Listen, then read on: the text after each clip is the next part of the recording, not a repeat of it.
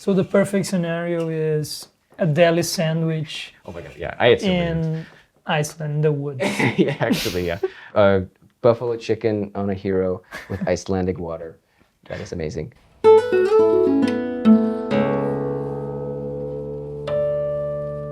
Welcome everyone to the Augustine Strings Wind Up. This is a series of conversations with guitarists that live in New York City or are visiting New York City or passing by New York City. And today we have here with us Gulli Björnsson from Iceland, but also kind of a New Yorker too, right? Lived here for 4 years back in the day, yeah. My name is Edu Gutterres. I'm a classical guitarist from Brazil. I live in New York City since 2021, and I'm happy to be the host for this series of conversations. Before we start, for the first time here we have an electric guitar, and we all know Augustine Strings is famous for the nylon strings guitar, the creator of the nylon strings guitar. But Augustine Strings also make electric guitar strings. And Gulli today will use Spectra model for electric guitar. Before we start, let me just tell you how this conversation will work. We're gonna talk about different topics, and for each string that you change, I'll bring a new topic. So for the first string is just an entree. We're just gonna talk. Cool. The second string, B string, is about your beginnings. The third string, G, we'll talk about gear today. Not only guitar, but your gear. I'm very excited for this part. Fourth string, D string, we're gonna talk about dreams. The A string, fifth string, we asked artificial intelligence to come up with questions for you. And then the sixth string, my name is Edu with the letter E, same as the sixth string, so I can ask whatever I want. It's Edu's wild card. Before we start, how is it coming back to New York? Oh, it's always super nostalgic. I lived here for 4 years, not here in Brooklyn, but up on the Upper West Side. Went to Manhattan School of Music. When I came in here, I had to get my deli sandwich fix. So that was the first thing I did. What did you coming get? in? I got a classic sausage, egg, and cheese. Actually on a hero. I would normally get a roll, but I was very hungry, so I did a hero. You did your undergrad in MSM, Correct. Manhattan School of Music, sorry. And there you studied with... David Leisner, yes. Yeah. And before today, I messaged David. I was awesome. I'm going to talk to Gulli tomorrow. Do you have something to tell me that I can ask him? And he said, Gulli is one of the most gifted students I've ever taught in my life. So awesome. He's a huge fan of yours. Well, that's amazing to hear. So you did your undergrad in MSM. Yes. And okay, you did many things after that I want to talk with you. But now you're teaching. Yes, teaching electronic composition at University of Kansas in Lawrence, Kansas. I want to start with a very tough question. You have both perspectives of both worlds, being a student, being a teacher, and working with classical guitar and working with electronics. What do you think, that's a hard question, can be changed, and what do you think you're changing already in the way music is taught? I think the main thing is you can do amazing things nowadays with your laptop. Mm-hmm. And if you're a composition student, I mean even just any music student, you should be able to know the basics of how to record, do make your own recordings, do editing, mixing. It opens up, writing music for video games, film scoring. You can all these things to actually fend for yourself after you graduate. So I look at my role as a teacher of electronic composition, where I'm really just preparing them with these skills to do those sort of things. And then also you can do some pretty whack things also that are really fun. And I like to sort of try to expand people's horizons with what you can do. Mm-hmm. And your course there is a course for composers. Yeah, definitely. I teach a semester, a year-long sequence in music technology and Nice. composition. Yeah, designed to sort of teach them the basics of working in a digital audio workstation. And then also I specialize in a program called Max, which is a kind of computer programming program for music and multimedia, and that's where I do my fun sort of outside the box stuff. Yeah. Nice. And no guitar, they are all composition majors for our students. Yes, there's actually not a guitar department at University of Kansas. They should fix that. They should start it. First you were a guitarist, then a composer, and then technology, right?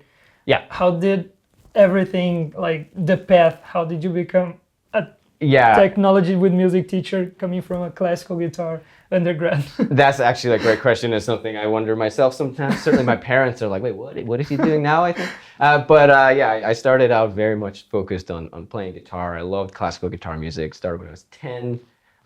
Did that, pretty rigorously until I was about 20. So my third year at High School Music, I took a film scoring class with Richard Sussman, who I believe actually just was retiring from High School Music, but super fun class, and I got to compose some stuff that wasn't just classical guitar music. I'd written some guitar pieces here and there before that, but I just started writing, electronic music and rock music and it's like all these things that I had to do for this class, and it just opened up my sort of perspective on what music is and what I could do. And then in grad school, I took a class that was focused on this program Max called Laptop Ensemble. So a bunch of computers making music together as an ensemble, and it just blew my mind what you could do. And just I realized, you know what? I think this is the path I want to go in my life. Wait, but at this time you were not an MSM anymore? Not an MSM. I was up in New Haven at Yale School of Music. Yeah. Still studying guitar with Ben, but I came into Yale. Oh, just for the parentheses, I always have to remind me this. So, starting with Ben. Yes. So can you? Oh, Ben Verdery. Sorry. Yes. Ben Verdery, the guitar teacher at Yale. Yes. Right. I'm very curious to know how was learning music. I don't know how it works in Iceland actually. How they teach music in Iceland. Is it common for kids to learn music? Can you tell me just a little bit about the music background in Iceland, just because I'm very curious to know? Absolutely. I think we run a really, really great private music school system. Usually each town has like a couple of music schools that students can sign up for lessons. Just the teachers in Iceland are usually very well educated. I studied with my guitar teacher, Björnsson Gunnarsson at Tónlistarskóli Kópavogs in Iceland, which that probably sounded like a whole lot of gibberish. But those are actual words, believe it or not. It's just Icelandic. It's a weird language. He studied at Hart School of Music here in Connecticut, did his undergrad there, and master's in Spain. I forget exactly where it was. But he already had a master's, and just really from the get-go was able to sort of get me playing with good technique. And I think that's the case with pretty much all teachers now in these academies. So when you have kids coming in, they're just getting fantastic educations. And was it your idea to learn the guitar? No. I mean, so I like really didn't have the patience to just sit down for like 15 minutes and focus like that when I was a kid. And my parents were always like, you gotta go study an instrument, be like your sisters. My sisters studied piano and flute. I just couldn't take it. I was too frustrated. I just wanted to go run chasing a football or a soccer ball, as you might call it, in the United States. I'm afraid now we're gonna switch to football and soccer topics because as a Brazilian, I love talking about soccer and football. Of course. Okay, but keep going. Sorry. Anyway, I have a cousin who is I'm close with. We're the same age, and he started playing guitar. And I guess there was a fair amount of competition in some sense between us because we were the same age. But he was at this Christmas party at my grandma's, and he knew how to play the James Bond theme on guitar. And he played it, and he got all this applause. And I was like, that was cool. I want to do that. And that actually set me on the path for learning guitar.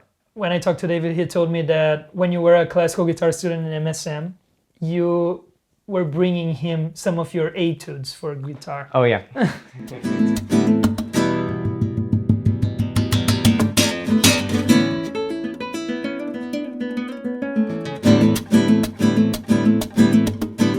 No, actually, I guess the etudes probably came before that. So, well, it ties into your previous question about, education, about music in Iceland. There's this super cool thing that's funded for teenagers in Iceland. I think it's up to 25 and younger, 18 to 25. Everybody can be employed by their local municipality as a gardener, basically. But then there are a select few who get selected to do a sort of project. It can be community-based, art-based, whatever it is. And I was really lucky and got this like most summers, and I could actually I got paid, minimum wage essentially, but 8 hours a day for 8 weeks, and I just played at retirement homes and whatever events were happening that they were putting on. these other artists, and then I put in my application, I'll compose some guitar music. And that were these etudes initially. So those were actually my first pieces, and it was just incredibly fun. I just realized like, wow, it is so cool to actually create stuff yourself. And I think like everybody should have something like that, I think, in their lives, whatever it is. And talking about composition and talking about New York, you also have a nice and big project coming with the New York orchestra, right? Guitar orchestra. Yes, I'm super excited about this. Got a premiere, I think it's early May. I don't remember the exact date and exact venue, but it's happening in New York early May. It's a piece I wrote called Raindrop Army for guitar orchestra. So yeah, it will be premiered by New York City Classical Guitar Orchestra. Great. I'm very excited for this part now, talking about your gear. When you're performing, what do you bring on stage when you're performing? Yeah, so, I have a very particular thing I'm sort of researching, I would say, for my dissertation at Princeton. I've found it very fascinating to process my guitar actually through my computer exclusively without any pedals. Initially, I did this because I wanted to play contemporary music, but money was a little tight.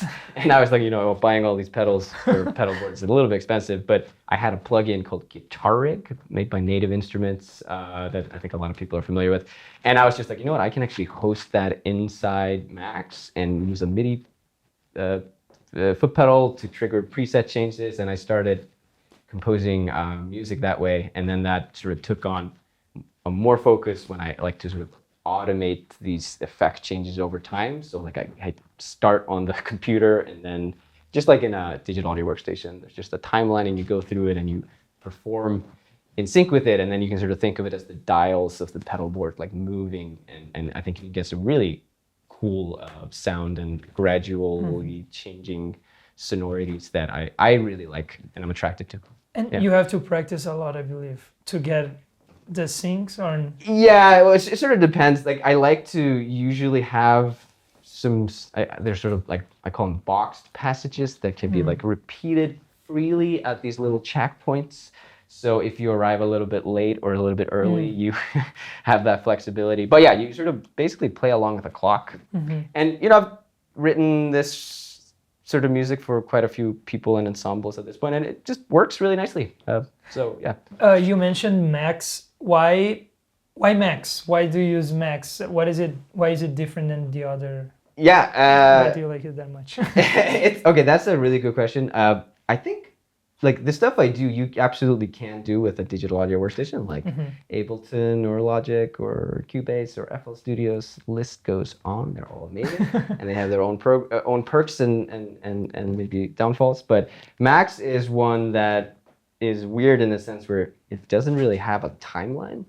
Sort of, it's just open canvas and you just create stuff. And it's really, like you can kind of create most anything you can think of, I think, in this program. But I am particularly attracted to it because I can make my own audio effects. So I like to build usually a special audio effect for each piece that I make because I think it just pushes my sound in some new direction. And so I've been building a pretty huge collection of these audio effects that I use for my pieces now. That's nice. Because the next ring we're going to talk about dreams. Where do you want to go with your music? Who do you want to... I don't know how to ask this, but who do you want to touch with your music? Oh, who do I want to like reach? Yeah, reach. Oh, yeah. It doesn't necessarily matter to me who it is that hears my music. I certainly think of I do want my music to be sort of accessible to everyone. I don't like the idea of something being really academic and highly exclusive.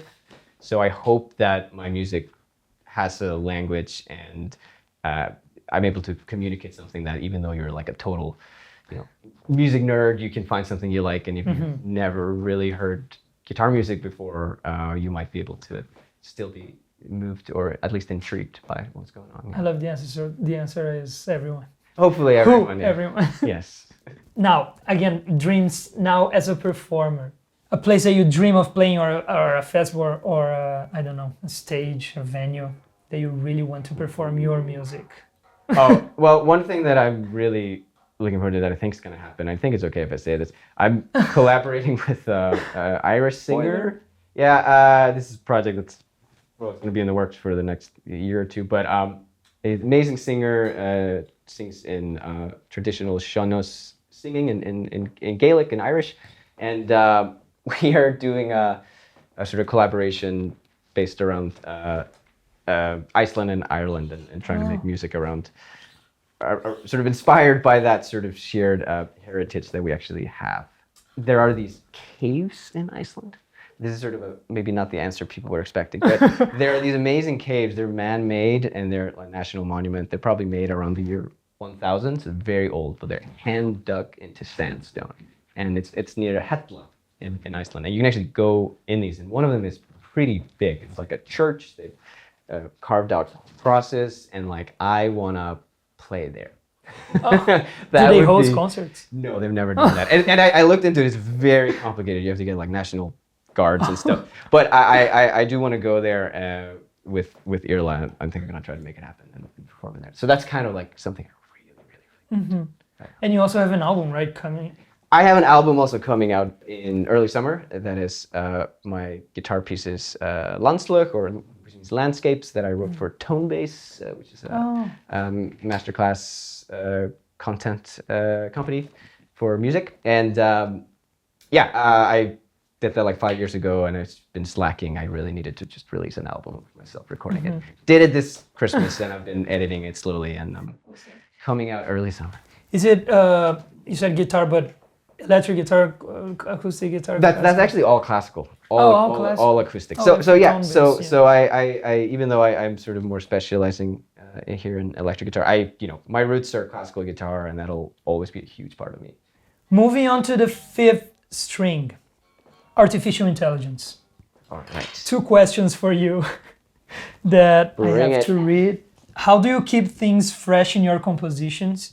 Do you ever surprise yourself with an idea that makes you go, whoa, did I just come up with that? I have 2 approaches. Sometimes I've made little computer programs for myself that actually write music for me, which is more like in the nature of AI, more like in that direction. And that's allowed me to really push my language almost to a little bit more complexity, particularly rhythmically. But when I'm writing music, I always have a guitar, no matter what I'm writing, because I want to play through it myself. I want to get a feeling for what the music is like when I play it.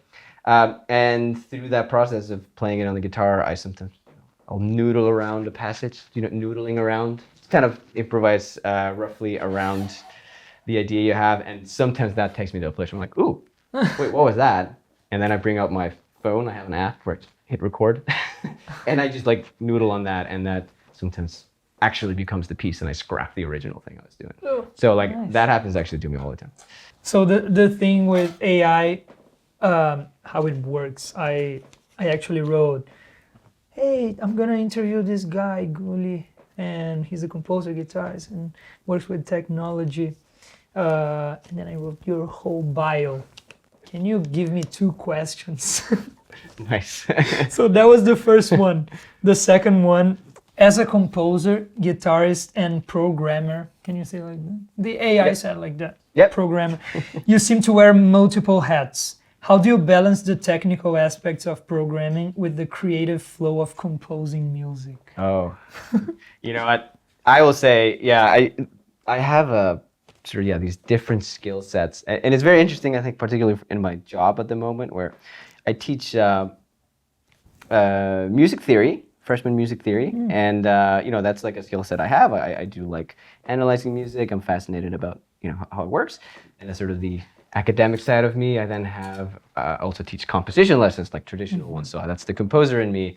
I then teach a music technology class, which is the music technologist in me, and then I also teach actually a intro to composition through guitar, which is a class I designed myself, and that's like the guitarist in me. And when I'm at my job, I have these 4 sides that are sort of always pulling at me, and there's overlap, but also they are sort of different parts of me. So it's sometimes very difficult doing all of those things in one day. It's kind of exhausting if I have to teach theory, a lesson, and then music technology, and then my guitar class, which I have 2 days a week where that happens.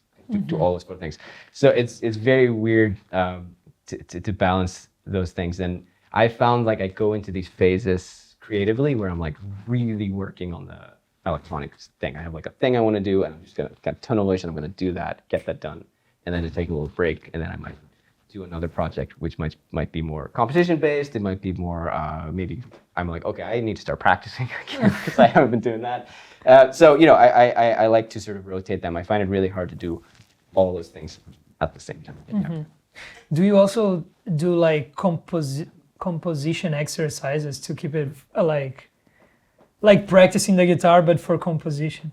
Yep, I do that. I will give myself improvisation prompts. Oh. And I was doing this for a while, and then I actually stopped. I think I just got tired of it. But I would actually write out. I made a template, and I would write out like, okay, write a couple of adjectives, draw a quick image of a form, and write out some techniques that you're gonna move through. And I would just like give it like one go, hit record, and I just try it. And then I usually put some sort of effect processing on it as well on my guitar. And I thought like try to do like one a day like this, and I did it for a few months, and that was really cool, just like trying out things. And it was really interesting how often it just felt terrible when I was trying it. I was like, oh no, this totally didn't work. But that's very valuable too. Yeah. You know, because I think in my process I try and I fail, I try and I fail, I try and I fail, I try and I fail until I feel like I didn't fail, and then I have a piece of music. That's also leads me to the next string, because talking about your compositions and the way you compose, I read that you're very into nature, and then nature is a big source of inspiration for you. Does it work just as an inspiration, or you try to represent nature in the with the sound? It is more of an inspiration. I certainly don't try to write a piece where I'm like, I want the piece to like sound like a waterfall. I want it to sound like this mountain or something. It's much more just inspired loosely based on a feeling I have, or like an idea of a sound, or maybe some sort of form or structure, some sort of idea. And I try to connect that with something that I just experienced in nature, where I was like, that was a cool moment. And it's stuck with me, and I feel like I can use it as a source to inspire me. I'm very humbled when I'm in nature. I feel very grounded. I feel like it's higher than me. It makes me feel small. So like it's something that just continuously works as a source to be creative. Yeah. And you were born in Iceland. And I'm born in Iceland. Nature in Iceland is like all this. The pictures when you turn on your computer, probably 50% are in Iceland. I don't know. Oh yeah, beautiful. Oh my God, yeah. The Google Chromecast stuff is just hilarious to me. I'm like, that's Iceland. That one's not. Next one's Iceland. Next one's Iceland. Then 2 in a row, not Iceland. Another Iceland. Yeah. How is it for you when you go back to Iceland to visit, for example, especially when you were living in New York, like going back to Iceland and connecting again with nature? Yeah, I don't think I really had such a strong connection. I mean, growing up in Iceland, I was outdoors a lot, and my dad and I would go fishing a lot. So it's like, hiking and outdoors a lot. But it was just like Iceland. I just grew up in it. I was just, whatever. These are just mountains and stuff. I'm just used to it. And then I came to New York, and I remember distinctively coming back for Christmas the first time and being back. And I was just like, whoa, this place is different. It just really hit me. So I think that time away actually made me really appreciate the beauty and the sort of uniqueness of my home country. So, and maybe that's something why it's so inspiring to me. I'm always nostalgic for my home country and like the beauty of these mountains and these things that I just are so close to my heart. New York and Iceland, pros and cons. Okay, New York is a lot better food. Oh. A lot better food than Iceland, I gotta say. There's so much good food, so much amazing restaurants here. What is the common, like the famous dish in Iceland? Just fish, yeah. I mean, the classic would just be boiled fish with boiled potatoes and boiled turnips, and that's kind of what you eat. There's not a lot of seasoning and stuff. It's usually very salted. But my favorite dish is a cooked leg of lamb, and this is something we always eat. We grill a lot in the summer. Not in the winter, because the weather is sometimes not so inviting to go outside. But Yeah, just fresh vegetables like salad, and then a grilled like giant potato. Okay, now cons about New York. Oh, Compared to, we'll talk about nature. I mean, it's very polluted and it's smelly. New York is smelly. You go down in the subway station. Just earlier, I was like, oh yeah, there's that smell. Like, oh, what is that? So Iceland is not like that. Very clean air. The water in Iceland is amazing. And that was a shock to me coming here. It felt like the water here, although New Yorkers rave about it, it just tasted like a swimming pool to me. I was like, wow, people drink this. But now I come to New York and I'm like, the water's great. I've totally gotten used to it. So the perfect scenario is a deli sandwich. Oh my God, yeah. I ate so many in Iceland, the woods. Yeah, actually, yeah. Buffalo chicken on a hero with Icelandic water. That is amazing. You know, I told you before, but I almost went to Iceland last summer, and it's still on the top of my list of I really want to go to Iceland. It's I've never been, but I feel it will be one of my favorite places because I'm also very into nature. Where's the best place in Iceland to visit for a tourist? So the best thing, if you have a week, you should get a camper van. Hotels are very expensive. Yeah, camper van. Again, well, you had the right move. Camper van, because you can kind of like, it's very easy to tent in that sense, because you just park your car and stuff is ready. You have a little kitchen. You can buy food at Bonus, which is like the little pig. They've not changed their logo for decades because it's all about economic and making things economical. And you just drive the ring road is what it's called. It's like there's one road that goes around the island. Like if you have a week to do that and you go in the summertime when you got twilight, you can it's just the most spectacular thing to do. Yeah. And I saw in a video that your favorite place in Iceland is your parents' cabin. In Skorradalur. Oh yeah, that's like the place I feel most inspired to write music. Did you used to bring your guitar and just? Yep. And that's actually, we were talking about this album that I just recorded over Christmas. I actually went there by myself for 4 days and recorded it in the cabin. And it was winter and it was very cold actually when I went. So I had to have the fire, the furnace on. And so there was a lot of creaks and stuff in the recording, but I was just like, you know what? I like it. I'm just going to keep it. It's just part of it because I'm recording it here. Gulli, thank you so much. Yeah, thank you. You have all the strings? I got them. They're beautifully microtonal. Look at that contemporary sound here. All right. Really, thank you so much. It was a pleasure to meet you finally in person, and it was great to know everything I wanted to know. And I wanted to ask you, and I got all the answers. Awesome. Thank you. Well, thanks for the great questions. And thank you everyone for being here again, for tuning in and listening to one more episode of the Augustine Strings Wind Up. Stay tuned for the next episodes. Make sure to follow Gulli and in social media and all your tracks that are around. Yes. Where can people listen to you? Gulli Guitar on Instagram, and that'll take you to my website, which is gullibjörnsson.org, and you can find links to all the stuff there. Scores, recordings, whatever you like. Make sure to follow the Augustine Strings too on YouTube and Instagram. And thank you again for being here. Don't forget to change your guitar strings.